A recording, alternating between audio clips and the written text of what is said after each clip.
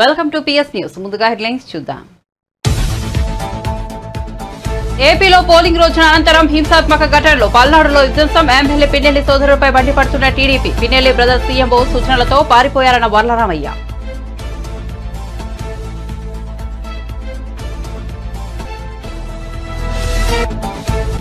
మాజీ మంత్రి మల్లారెడ్డి అల్లుడు రాజశేఖర రెడ్డిపై కేసు. పేట్ బషీర్లో 2.5 ఎకరాల స్థలం వివాదంలో కేసు. ఫెన్సింగ్ కూలగొట్టి దౌర్జన్యం చేశారని బాధితుల ఫిర్యాదు. మల్లారెడ్డికి మద్దతుగా వెళ్లిన అనుచరులపై కూడా కేసు.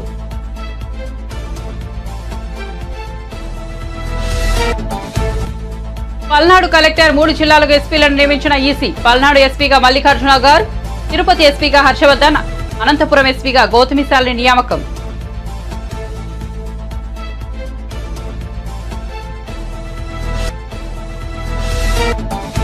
ఈ నెల 22 నాటికి నైరుతి బంగాళాఖాతంలో అల్పపీడనం. మే 24 నాటికి వాయుగుండం. ఏపీ తెలంగాణలో మోస్తరు నుంచి భారీ వర్షాలు. కోస్తాంధ్ర తెలంగాణ జిల్లాలో అక్కడక్కడ భారీ నుంచి అతి భారీ వర్షాలు.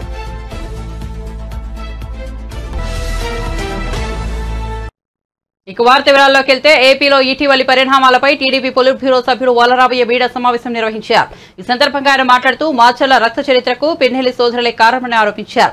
పల్నాడు ఘటనలో జరగగానే ఇద్దరు తాడేపల్లి సీఎంఓకు పారిపోయి వచ్చారని, సీఎంఓ సూచనలు తీసుకున్న అనంతరం అక్కడి నుంచి పిట్టలు ఎగిరిపోయాయని వ్యాఖ్యానించారు. సిట్ అధికారులను, డీజీపీని, అక్కడున్న ఐజీని అడుగుతున్న ఎమ్మెల్యే పిన్నెల్లి రామకృష్ణారెడ్డిని, అతని తమ్ముడు వెంకట్రామరెడ్డిని వెంటనే అరెస్ట్ చేయాలని డిమాండ్ చేశారు. రాష్ట్రంలో ఈ రోజున వైకాపా నాయకుల వ్యవహార శైలి దొంగని అరుస్తున్నట్లుగా ఉంది. ఈ రోజున రాష్ట్రంలో జరిగిన ఈ అరాచకాలకి, ఈ దాడులకి, ఈ రక్త చరిత్రకి, రక్తపాతానికి కారణం ఎన్నికల కమిషన్ వాళ్ళ అనవసరమైన ట్రాన్స్ఫర్స్ అన్నట్లుగా చెప్పుకొస్తుంది. చాలా బాధాకరం. అంటే మీకు జరిగితేనేమో అది బ్రహ్మాండంగా చేసినట్టు ఎన్నికల కమిషన్, మీకు వ్యతిరేకంగా ఏదన్నా జరిగితే ఎన్నికల కమిషన్ అన్యాయం చేసింది అన్న. ఎలా అన్యాయం చేసింది? కొంతమంది తొలగించి ఆ ప్లేస్లో కొంతమంది ఎస్పీలని పోస్ట్ చేసింది. అంటే ఎన్నికల కమిషన్ సెలెక్ట్ చేసింది ఆ పేర్లు. జగన్మోహన్ రెడ్డి గారు, సజ్జల రామకృష్ణారెడ్డి గారు ఎవరిచ్చారు ఆ పేర్లు? వీళ్ళని పోస్ట్ చేయండి అని చెప్పి ఎవరిచ్చారు సార్? ఇదిగో డైరెక్టర్ జనరల్ ఆఫ్ పోలీస్. ఈ అధికారులు సరిగా పనిచేయటం లేదు. ఎన్నికల కమిషన్ వీళ్ళ మీద చర్యలు తీసుకోవాలి అని కోరింది director general of police. Director general అడిగిన దాని మీదట ఎన్నికల కమిషన్, ఎందుకంటే మీరు ఆధారాలు చూపించకపోతే నమ్మరు కదా మీరు. ఎలక్షన్ కమిషన్ డీజీ గారు ప్రపోజ్ చేసిన ప్రతిపాదనలన్నీ అంగీకరిస్తూ వాళ్ళ మీద చర్యలు తీసుకున్నారు. ఇప్పుడు తప్పెవరిది? జగన్మోహన్ రెడ్డి గారు. గతంలో ఒకే రోజు డీజీపీని, చీఫ్ సెక్రటరీని, ఇంటెలిజెన్స్ డీజీని, పలువురు ఎస్పీలని 2019లో ట్రాన్స్ఫర్లు చేస్తే, ఆ పదవుల నుంచి తొలగిస్తే అబ్బో ఎలక్షన్ కమిషన్ బ్రహ్మాండంగా చేస్తే పోలీసుల కళ్ళు గప్పి పారిపోయారు. పారిపోయి ఎక్కడికి వచ్చారు? They have come down to CMO's office, chief minister ఆఫీస్కి వచ్చారు. ఇక్కడ తాడేపల్లి డైరెక్షన్స్ తీసుకొని పారిపోయారు. ఎగిరిపోయినాయి ఆ పిట్టలు. నేను అడుగుతున్నా, ఈ రోజున సిట్ అధికారులను అడుగుతున్నా, డీజీపీని అడుగుతున్నా, అక్కడ ఉన్న ఐజీ గారిని అడుగుతున్నా, వీళ్ళిద్దరిని వెంటనే అరెస్ట్ చేయాలి. మాచర్లో జరిగిన ఆ రక్త చరిత్రకు ఈ అన్నదమ్ములిద్దరే కారణం. ఎమ్మెల్యే పిన్నెల్లి రామకృష్ణారెడ్డి, అతని తమ్ముడిని వెంటనే అరెస్ట్ చేయాలని చెప్పి కూడా నేను డిమాండ్ చేస్తున్నా. పెట్రోల్ బాంబులు ఏంటండి? కర్రలు, కత్తులు, బరిసెలు, ఇనపరాడ్లు తీసుకొని పెరేడ్ చేయటం ఏంటండి? పోలీసులు వాళ్ళు వెంట నడవటం ఏంటండి? సభ్య సమాజంలో ఉన్నామా? ప్రజాస్వామ్యంలో ఉన్నామా? మనం ఏమన్నా అరాచక డిక్టటోరియల్ గవర్నమెంట్లో ఉన్నామా? అందుకే ప్రజాస్వామ్యంలో ఉన్నాం, రాజ్యాంగబద్ధంగా నడుస్తున్నామని చెప్పాలంటే either sit or IG Guntur వెంటనే ఇద్దరు అన్నదమ్ముల్ని అరెస్ట్ చేయాలని చెప్పి కూడా మేము డిమాండ్ చేస్తున్నాం. చంద్రగిరిలో మా నాయకుడు నాని మీద హత్యాయత్నం జరిగింది. హత్యాయత్నం ఉసుగొల్పింది, హత్యాయత్నానికి ప్లాన్ చేసింది ఎవరు? చెవిరెడ్డి భాస్కర్ రెడ్డి కాదా? అతని సన్ కాదా? మోహిత్ రెడ్డి కాదా? వాళ్ళిద్దరిని కూడా వెంటనే 307 ఐపీసీ కింద అరెస్ట్ చేయాలని చెప్పి కూడా డిమాండ్ చేస్తున్నాం. అప్పుడే పోలీసులు నిష్పక్షపాతంగా పనిచేస్తున్నారని నమ్మకం కుదురుతుంది. అక్కడ పిన్నెల్లి రామకృష్ణారెడ్డి బ్రదర్స్, ఇక్కడ తండ్రి కొడుకులు చెవిరెడ్డి భాస్కర్ రెడ్డి అతని కొడుకును కూడా అరెస్ట్ చేసి జ్యుడిషియల్ కస్టడీకి పంపాలా? ఇక్కడ తాడిపత్రి పెద్దారెడ్డి, కేతిరెడ్డి పెద్దారెడ్డి, అతను ఒక, నేను అనకూడదు, అతను ఒక మనిషి, మానవుడండి. అతను మనిషి రూపంలో ఉన్న రాక్షసుడు. అతను ఇంట్లోంచి వెళ్ళిపోమంటే ఏపీలో ఎన్నికల నేపథ్యంలో జరిగిన అల్లర్లు తీవ్ర కలకలం రేపాయి. పోలింగ్ రోజున మరుసటి రోజు కూడా చాలా చోట్ల టీడీపీ వైసీపీ శ్రేణుల మధ్య పెద్ద ఎత్తున ఘర్షణ వాతావరణం చోటు చేసుకుంది. ఈ అల్లర్లను సీరియస్ గా తీసుకున్న ఈసీ ఆయా జిల్లాల ఎస్పీలను సస్పెండ్ చేసిన సంగతి తెలిసిందే. సస్పెండ్ చేసిన ఎస్పీల స్థానంలో కొత్త ఎస్పీలను నియమిస్తూ తాజాగా ఉత్తర్వులు జారీ చేసింది ఎన్నికల సంఘం.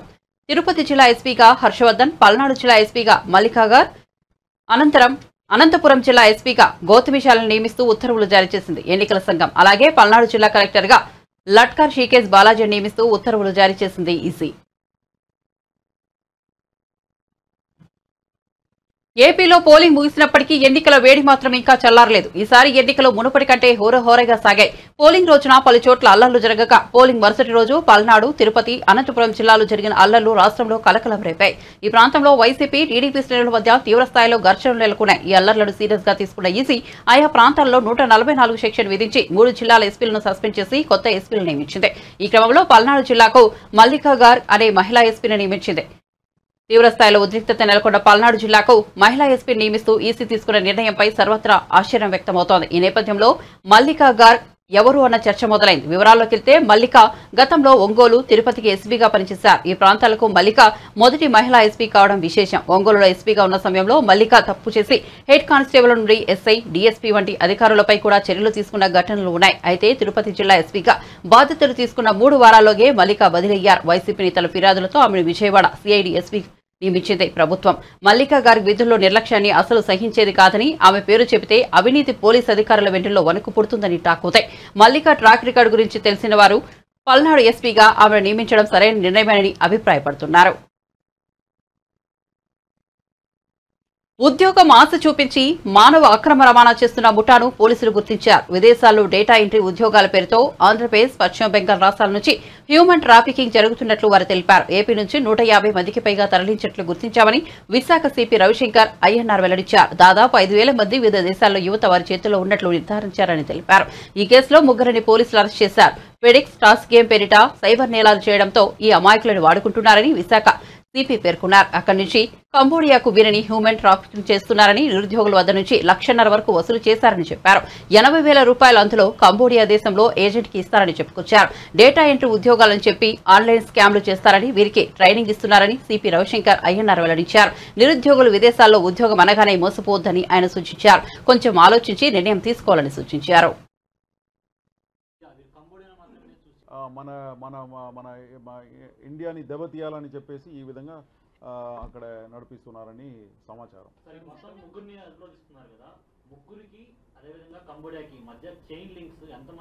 డిఫరెంట్ ప్లేసెస్లో సబ్ ఏజెంట్స్ని కూడా పరిచయం చేసుకున్నారు. అండ్ అదేవిధంగా బ్యాంకాక్లో, ఇక్కడ నుంచి వాళ్ళు ఫస్ట్ బ్యాంకాక్ వెళ్తారు. బ్యాంకాక్లో ఈ కంబోడియా ఏజెంట్స్ అందరూ కూడా ఎయిర్పోర్ట్లో, బికాస్ బ్యాంకాక్లో మనకు వీసా ఆన్ అరైవల్ ఉంది. ఉంది కాబట్టి అక్కడ వీసా వచ్చేస్తుంది. అక్కడ వెంటనే మన కంబోడియా నుంచి వచ్చిన మన మనుషులే, కంబోడియా ఇంతకుముందు వెళ్ళిన వాళ్ళు ఎవరైతే ఉన్నారో, సో కంబోడియన్స్తో పాటు మన వాళ్ళు అక్కడ ఉన్నారు. వాళ్ళ పేర్లు కూడా మాకు వచ్చింది. Important names are there. ఇప్పుడు Santosh and some others are there, Habib, Santosh, ఇట్లా వీళ్ళు ఏం చేస్తారు, బ్యాంకాక్ ఎయిర్పోర్ట్లో వచ్చేసి ఇక్కడ నుంచి తీసుకెళ్ళిన స్మగుల్ చేసి తీసుకువెళ్ళిన మనుషుల్ని వాళ్ళు మళ్ళీ అక్కడ నుంచి కంబోడియా తీసుకువెళ్తారు. ఆ కంబోడియా తీసుకువెళ్ళడానికి 80,000 ఛార్జ్ పెట్టుకున్నారు. బట్ వీడు ఇక్కడ వసూలు చేసేది ఎంత, 1.5 lakhs. సో ప్రతి మనిషి దగ్గర నుంచి వీడు 70,000 రూపీస్ లబ్ధి పొందుతారు. 80,000 రూపీస్ కంబోడియాలో ఏదైతే ఏజెంట్స్ ఉన్నారో ట్రాన్స్ఫర్ ఏజెంట్స్ వాళ్లకు ఇక్కడ నుంచి అకౌంట్లోకి పంపించేస్తారు.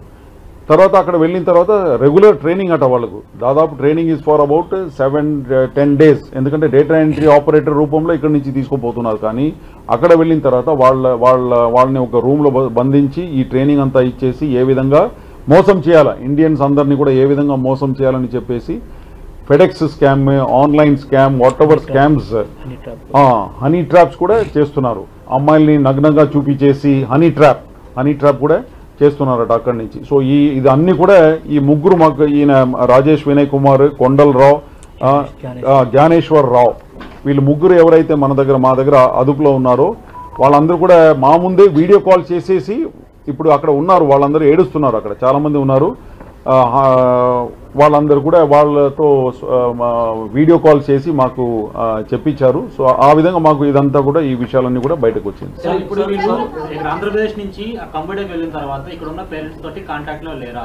ఎందుకు విషయాలని చెప్పలేకపోతున్నారు? వాళ్ళు బ్లాక్ చేసేస్తారండి, రూమ్ లో పెట్టి డార్క్ రూమ్ వేసేస్తారు. వాళ్ళ ఫోన్స్ ఎలా ఉండదు. ఒక్కరిద్దరితోనే మేము ఇప్పుడు చేసిందంతా కూడా ఒకరిద్దరితో మాట్లాడినామండి. But otherwise they seize all the phones గీన్స్, no communication with external world. Only వాళ్ళ కంప్యూటర్, వాళ్ళ వాట్ ఈస్ దట్, ఇది వాళ్ళు ఇచ్చిన ఏమంటారు దాని వాట్సాప్ కాల్స్ ద్వారానే మాట్లాడవచ్చు. టెలిగ్రామ్ వాట్సాప్ కాల్ ద్వారానే మాట్లాడవచ్చు. దాంట్లో వేరే వాళ్ళు ఎవరిదైనా నంబర్ పెట్టేసి మాట్లాడడానికి వీలు లేదు. సార్, ఈ కేసు విశాఖ పోలీసులు ఏదైనా చేయించారు, మీకు వచ్చిన ఫిర్యాదు ఏ విధంగా వచ్చింది? ఫిర్యాదు ఒకసారి ఎలాబరేట్ చేయండి. ఇప్పుడు దీంట్లో మాకు అక్కడ ఈ విధంగా బాధపడి కష్టాలు నష్టాలు అనుభవించి పని చేసుకొని ఒకడు బయటపడ్డారు అక్కడి నుంచి. ఆయన ఇక్కడ వచ్చేసి ఆయన ఒక ఎక్స్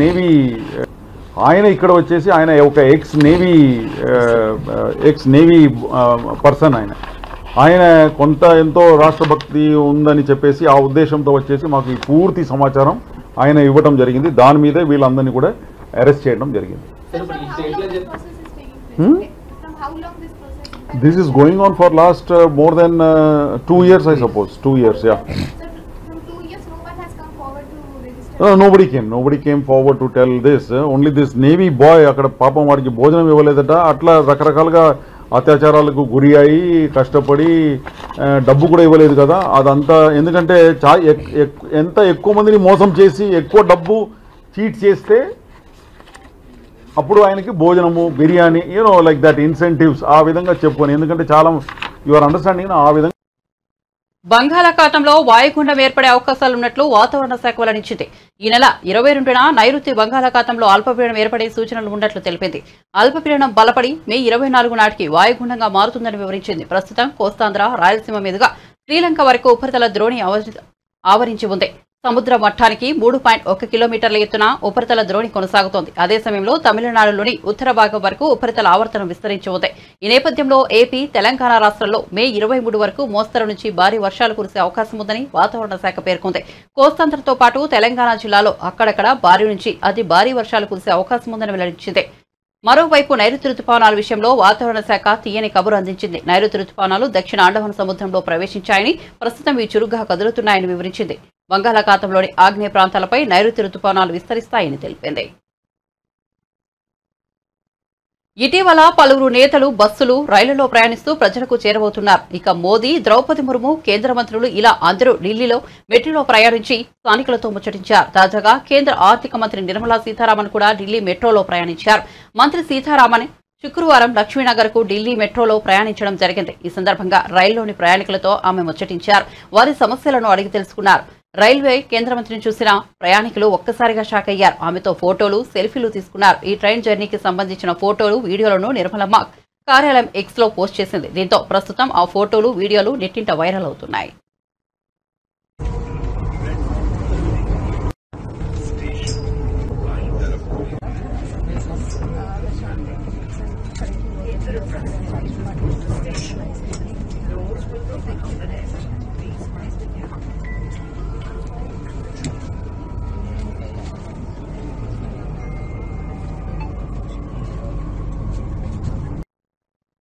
పోలీస్ ప్రభుత్వ సహకారంతో తమ భూమిలో అక్రమంగా ప్రవేశించడమే కాకుండా నిర్మాణాలను కూల్చివేశారంటూ ఎమ్మెల్యే మల్లారెడ్డి ఆరోపణలు చేశారు. మేడ్చల్ మల్కాజ్గిరి జిల్లా కుత్బులాపూర్ మండలం జీడిపెట్ల విలేజ్ సర్వే నంబర్ 82-83లో సుచిత్ర మిలిటరీ కాంపౌండ్ వాల్ రోడ్డుకు 2 ఎకరాల 10 గుంటల స్థలంపై వివాదం నెలకొంది. 11 ఏళ్ల నుంచి తాము పొజిషన్లో ఉన్న భూమిలో కొందరు వ్యక్తులు రాత్రికి రాత్రి అక్రమంగా ప్రవేశించి అక్కడ ఉన్న నిర్మాణాలను కూల్చివేయడమే కాకుండా ఫెన్సింగ్ నిర్మాణం చేశారని ఎమ్మెల్యే మండిపడ్డారు. ఈ విషయంపై శనివారం ఉదయం పోలీస్ స్టేషన్లో ఫిర్యాదు చేయగా సిబ్బంది లేరంటూ పోలీసులు సమాధానమిచ్చారని, దీంతో చేసేదేమీ లేక తానే స్వయంగా భూమి వద్దకు వచ్చారని మల్లారెడ్డి చెప్పారు. మా అల్లుండి రాజశేఖర్ రెడ్డి ఎమ్మెల్యే గారిది, మల్కాజ్గిరి ఎమ్మెల్యే గారిది, అదే మాదిరిగా ఇక్కడ నా జాగా నా కొడుకులది, ఇద్దరిది 14 ఏళ్ల కింద 15 ఏళ్ల కింద కొన్నాం. ఇది 40 ఏళ్ల సంది ఒక మానవుడు ఉండే ఇక్కడ 2 ఎకరాల చిల్లర ఉంది. ఇది మేము అప్పటి సంది మా డాక్యుమెంట్స్ ఉన్నాయి, కొన్నాము. అంతకుముందు కూడా 40 ఏళ్ల సంది ఆ కంపౌండ్ వాళ్ళు కూడా 40 ఏళ్ల కింద పెట్టే కంపౌండ్ వాళ్ళే. మాకు పర్మిషన్స్ ఉన్నాయి, ట్యాక్సులు కడుతున్నాము, కరెంట్ మీటర్లు ఉన్నాయి మా పేర్ల మీద, మొత్తం ఆటో వాళ్ళకు మేమే కిరాయికి ఇచ్చినాము. ఇవన్నీ కూడా మేమే కిరాయికి ఇచ్చినాము. ఇవన్నీ జాగాలో ఉండి వాళ్ళు ఇప్పుడు దౌర్జన్యంగా మబ్బుల రాత్రి 1 గంట సంది ఇక్కడ టెంట్ వేసుకొని బీర్లు బిర్యానీ 100 మంది రౌడీలను తీసుకొచ్చి రాత్రి గడపారాలు తీసుకొని కొడవళ్ళు తీసుకొని సంపేతానికి వచ్చి ఇవన్నీ కూడా రేకులు వేసి మా మీదకి వస్తున్నారు. ఇప్పుడు ఆ శ్రీనివాసరెడ్డి అయినట్టు మా సిఐ ముంగట్టే మా మీదకి వచ్చాడు. ఇప్పుడు ఎవడరాను పోయి నా మీదకి వచ్చాడు. అది కూడా రికార్డ్ అయింది. ఇంత దౌర్జన్యమా ఆయన కాంగ్రెస్ వాళ్ళు ఇంత దౌర్జన్యం చేసి ఆ లక్ష్మణ్ అన్నాడు విప్పు మొదటి సంది కూడా నా దానికి వస్తూనే ఉన్నారు. 8 నెలల సంది నడుస్తుంది. ఏదైనా ఉంటే టీ పని చేసుకొని మీ జాగా అవతల ఉన్నది, మిలిటరీలో పోయింది, మాకు సంబంధం లేదు, మా డాక్యుమెంట్స్ ఉన్నాయి, మా డాక్యుమెంట్లు జూమ్గా ఏది ఉన్నా మీరు తీసుకోమని చెప్పినాం, సర్వే చేయమని చెప్పినాం, టీ పని పెట్టమని చెప్పినాం. కానీ రాత్రి ఎలక్షన్ల తెల్లారి ఇట్లా అందరము మాకు కూడా తెలియదు. కొంతమంది వచ్చి మా వల్ల సెల్ ఫోన్లన్నీ గుంజుకొని ఆటోలకంతా ఆటో షెట్లన్నీ గులగొట్టి అక్కడ పెద్ద షెడ్ ఉండే ఆ షెడ్ అంతా చూడు ఎంత దౌర్జన్యం చేసింది. ఇంత దౌర్జన్యం చేస్తే ఎట్లా మేము ఒక ఎమ్మెల్యేలమే మామూలు ప్రజలకు ఏముంటుంది చెప్పు. నేను సిఐ గారికి కూడా 8:30కే ఫోన్ చేసిన, ఆయన కూడా వస్తున్నాడు. ఏసీపీకి చేసిన, డీసీపీ మేడంకు చేసిన, ఇప్పుడే వాళ్ళు వచ్చారు. వాళ్ళు వచ్చినాక ఇంకో ఉండేవాళ్ళంతా పోయి ఇప్పుడు. కాబట్టి ఆ శ్రీనివాసరెడ్డి కూడా ఇన్నే ఉన్నాడు. ఇప్పుడు ఆయన ఇప్పుడు అరేంజ్ చేయమని చెప్తున్నాను నేను. ఎందుకంటే మా జాగల వాళ్ళకి ఏదైనా ఇంజక్షన్ ఆర్డర్ ఉంది, వాళ్ళకి ఏదైనా డాక్యుమెంట్ ఉంది, వాళ్ళకి ఏదైనా ల్యాండ్ ఉంది, నువ్వు సర్వే చేసి తీసుకో, టీ పని పెట్టు, మా డాక్యుమెంట్ మేము చూపిస్తాం. మా డాక్యుమెంట్ సరిగా లేకపోతే ఇచ్చేసే వాళ్ళకే మేము తయారున్నాం. ఇప్పుడు 8 ఏళ్ల సంది చూపిస్తూనే ఉన్నాం పోలీస్ స్టేషన్లో డాక్యుమెంట్ ఆల్రెడీ రికార్డ్ అయి ఉన్నది. మాది ఒక్క 1% కూడా తప్పు లేదు. కానీ ఒక 2 ఎమ్మెల్యేల జాగాలు కబ్జా పెడుతున్నారంటే ఏంది ఇది? 100 మంది రౌడీలు వచ్చి వాళ్ళకి సంబంధించిన కేసులు కూడా ఉన్నాయని చెప్పేసి వాళ్ళు ఉంటే తీసుకోమను, టీ పని పెట్టమను, సర్వే చేయమను, డాక్యుమెంట్ చూపిమను, కోర్టుకు రమ్మను, డాక్యుమెంట్ చూపిమను. ఇది ఒక్కనాడు కాదు కదా, మా డాక్యుమెంట్ చూడమను, మా తప్పు ఉంటే అలానే తీసుకోమను, మేము ఇడిచిపెట్టిపోతాం ఇడికెళ్ళి. ఈ సర్వే నెంబర్ ఎంత ల్యాండ్? అది 82 సర్వే నెంబర్. ఎంత ల్యాండ్? మాది 2 ఎకరాలు 10 గుంటలు. 82, 83. 2 నెలల కింద యాక్షన్ తీసుకోవట్లేదు వాళ్ళ మీద. ఇవాళ పొద్దున మేము ఇప్పుడు డైరెక్ట్ వచ్చి కన్ఫ్రంటేషన్ చేసుకోవద్దు అని పోలీస్ స్టేషన్కి వెళ్ళినాం. పోలీస్ స్టేషన్లో రిపోర్ట్ ఇచ్చినాం. రిపోర్ట్ ఇచ్చి సిఐ గారికి, ఏసీపీ గారికి, మళ్ళా డీసీపీ గారికి కూడా ఫోన్ చేయడం జరిగింది. ఫోన్ చేసినా వాళ్ళు రెస్పాన్స్ ఇవ్వలేదు. అంటే ఏవో పనులు ఉన్నాయని చెప్తున్నారు. మేము చెప్తున్నాం యాజ్ ఏ 2 ఎమ్మెల్యేలమే డైరెక్ట్ మా ప్రాపర్టీ మీదకి మేము పోతున్నాం.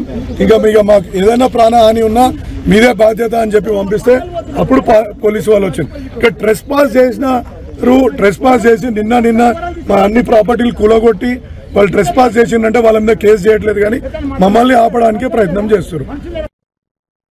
సీఎం రేవంత్ రెడ్డి అధ్యక్షతన జరిగే కేబినెట్ సమావేశంలో రైతుల పట్ల సానుకూల నిర్ణయాలు తీసుకోవాలని కోరుతున్నట్లు బీఆర్ఎస్ పార్టీ సీనియర్ నాయకులు వినోద్ కుమార్ పేర్కొన్నారు.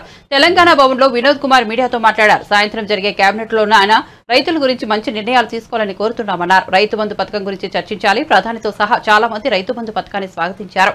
పీఎం కిసాన్ పథకానికి పూర్తి రైతు బంధు అని పేర్కొన్నారు. పంట కోతల తర్వాత రేవంత్ రెడ్డి ప్రభుత్వం రైతు బంధు ఇచ్చింది. రాష్ట్రంలో ఇప్పటి వరకు రైతు భరోసా అమలు కాలేదు. రైతు భరోసా అమలు చేసి ఎకరాకు 15,000 ఇవ్వాలని, రైతుల పట్ల సానుకూల నిర్ణయం తీసుకోవాలని కోరుతున్నామని వినోద్ కుమార్ పేర్కొన్నారు.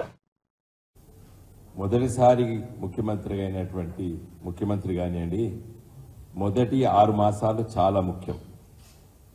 ఆయన పెర్ఫార్మెన్స్ గ్రేడింగ్ అనేది అక్కడనే జరిగిపోతుంది. ప్రజలు, ఓటర్ మహాశయులు ఈ మొదటి 6 మాసాల్లో పట్టే అంచనా వేస్తారు. కొత్తగా ఎన్నికైన ఎమ్మెల్యే ఉండడం మొదటి 6 మాసాల్లో పెట్టే ప్రజలు ఒక నిర్ణయానికి వచ్చేస్తారు. ఇంకా మా ఎమ్మెల్యే పని చేసేటోడు, మా ఎమ్మెల్యే పని చేయనోడు, మా ఎమ్మెల్యే బాతకాన్ని పెట్టేటోడు, లేకపోతే మా ఎమ్మెల్యే శ్రమించేటోడు, అది మొదటి 6 మాసాల బట్టి నిర్ణయం చేస్తారు. ప్రజాప్రతినిధి ఒక అంచనా వేయడం అనేది ప్రజలు మొదటి 6 మాసాలు సమయం ఇస్తారు, తప్పులేదు. ఇక్కడ 6 మాసాలు నిండుతున్నటువంటి సందర్భంలో ఈరోజు ముఖ్యమంత్రి గారు కేబినెట్ సమావేశం ఏర్పాటు చేశారు. ఈ కేబినెట్ సమావేశంలోనైనా మంచి నిర్ణయాలు తీసుకోవాలని చెప్పి నేను వారికి తెలియజేదలుచుకున్నాను. ఎందుకంటే ప్రజాస్వామ్య వ్యవస్థలో అధికారంలో ఉన్నటువంటి వ్యక్తులు కానీ, మంత్రులు కానివ్వండి, శాసనసభ్యులు కానివ్వండి, ముఖ్యమంత్రులు కానివ్వండి, ప్రధానమంత్రులు కానీ ప్రతిపక్ష మాటలు అది రుచించినా రుచించకపోయినా వినడం భావ్యం. నేను ఈరోజు రేవంత్ రెడ్డి గారిని మీరు ఈరోజు కేబినెట్లో తీసుకుపోయే ముందు నిర్ణయాలలో రైతు బంధు అనేటువంటి పథకం గురించి వెళ్ళి క్లుప్తంగా నేను చెప్పదలుచుకున్నాను. ఇది భారతదేశంలో మొదటిసారి ఇలాంటి ఆలోచన చేసి ఈ పథకాన్ని రచించి ప్రజలకి రుచించే విధంగా ఆలోచన చేసి అమలు చేసింది కల్వకుంట్ల చంద్రశేఖరరావు గారి నాయకత్వాన ముఖ్యమంత్రిగా ప్రభుత్వం తీసుకున్న నిర్ణయం ఇది. ప్రధానమంత్రి గారితో సహా చాలామంది ఎంపీలు, ఆ రోజు నేను ఎంపీగా ఉంటే పార్లమెంట్లో, స్వాగతించారు. ఈ గొప్ప ఆలోచన చాలా గొప్పగా ఉంది, ఇది మా రాష్ట్రంలో మేము అమలు చేస్తామని చెప్పేసి 2-3 రాష్ట్రాలు వాళ్ళ ముఖ్యమంత్రులు కూడా ఇక్కడికి అధికారులను పంపించి ఆలోచన చేసి దాన్ని అమలు చేశారు. ముఖ్యంగా ప్రధానమంత్రి మోడీ గారు కూడా పిఎం కిసాన్ అనేటువంటి పథకాన్ని కూడా దీన్ని దృష్టిలో పెట్టుకొని ఆలోచన చేసి అమలు చేశారు, అమలు అవుతుంది. రైతు బంధు అనేటువంటి పథకము ఎందుకో ఆలోచన చేశారు. ఇది గౌరవ ఆనాటి తెలంగాణ రాష్ట్ర తొలి ముఖ్యమంత్రి కల్వకుంట్ల చంద్రశేఖరరావు గారు, మేమందరం కూడా ఆ చర్చల్లో పాల్గొన్నాం. రైతుకి ఒక పెట్టుబడి ఇవ్వాలని, ఒక ఇన్వెస్ట్మెంట్స్ సబ్సిడీలు ఇస్తారు. 75 స్వతంత్రం వచ్చిన తర్వాత స్వతంత్ర భారతదేశంలో చాలా ప్రభుత్వాలు సబ్సిడీలు ఇచ్చాయి. కానీ this is nothing but investment, capital investment. Jagan విధానాలు అరాచకాలను ప్రశ్నించినందుకే తనను కిడ్నాప్ చేసి దాడి చేశారని ఎన్ఆర్ఐ వైద్యులు లోకేష్ కుమార్ ఆరోపించారు. గన్నవరం ఎయిర్పోర్ట్లో ఉన్న తనను సీఎం సెక్యూరిటీ అధికారులు గుర్తుపట్టి అకారణంగా అరెస్ట్ చేయించారని ఆగ్రహం వ్యక్తం చేశారు. ఛాతీ నొప్పి వస్తోందని చెప్పినా వినకుండా పోలీసులు తనను హింసించారని ఆవేదన వ్యక్తం చేశారు. అమెరికా పౌరుడైన తన పట్ల పోలీసులు అధికారులు దౌర్జన్యంగా ప్రవర్తించారని మండిపడ్డారు. అమానుషంగా ప్రవర్తించిన పోలీసులపై ప్రైవేట్ కేసులు పెట్టి వారిపై చర్యలు తీసుకునే వరకు పోరాడతానని లోకేష్ కుమార్ స్పష్టం చేశారు. అంటే వాళ్ళు ఏమన్నా చేయదలుచుకుంటే నన్ను they had to take permission from airport security first, then they had to inform law and justice in Delhi, then they had to inform my US embassy. If I did anything wrong, sitting there is not comes under any A violation చేయలేదండి.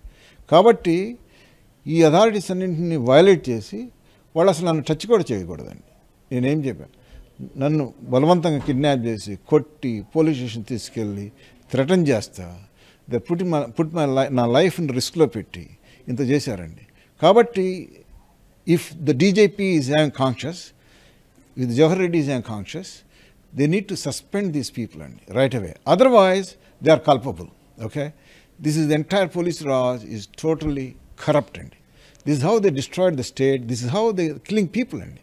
అంటే then I realized, ఇది live witness అండి నేను, ఎట్లా how they kill people, how they harm the people. When I realized that, you see, the way when they handle you, People don't survive. I want to meet few people, and also I have a second purpose is Air India counter I want to print my tomorrow's flight QR code untadandi. Aa code ni print cheyadaniki velte vallu lopaliki vellanilla nannu.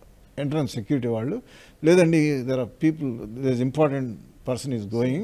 That's why you need to sit outside. Then I was waiting outside until he's gone. Then I want to go inside and I want to get my QR code.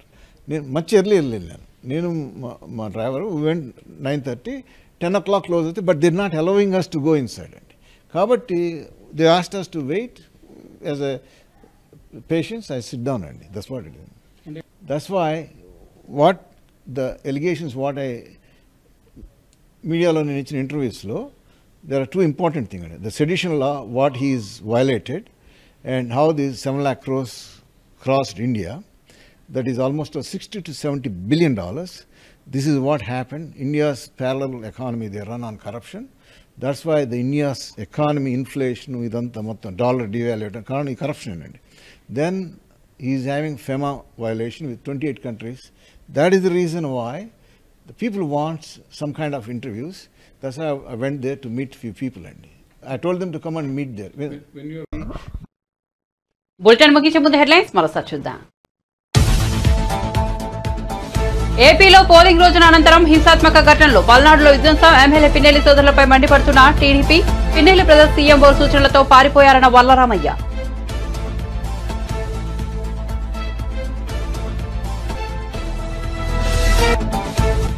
మాజీ మంత్రి మల్లారెడ్డి అల్లుడు రాజశేఖర రెడ్డిపై case, పేట్ బషీరాబాద్ లో 2.5 ఎకరాల స్థలం వివాదంలో case, pension కూలగట్టి దౌర్జన్యం చేశారని బాధితుల ఫిర్యాదు, మల్లారెడ్డికి మద్దతుగా వెళ్లిన అనుచరులపై కూడా కేసు.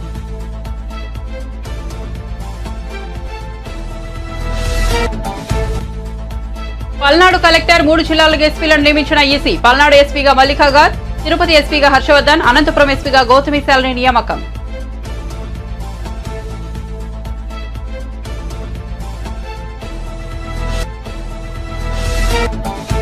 ఈ నెల 22 నాటికి నైరుతి బంగాళాఖాతంలో అల్పపీడనం, మే 24 నాటికి వాయుగుండం. ఏపీ తెలంగాణలో మోస్తరు నుంచి భారీ వర్షాలు, కోస్తాంధ్ర తెలంగాణ జిల్లాలో అక్కడక్కడ భారీ నుంచి అతి భారీ వర్షాలు.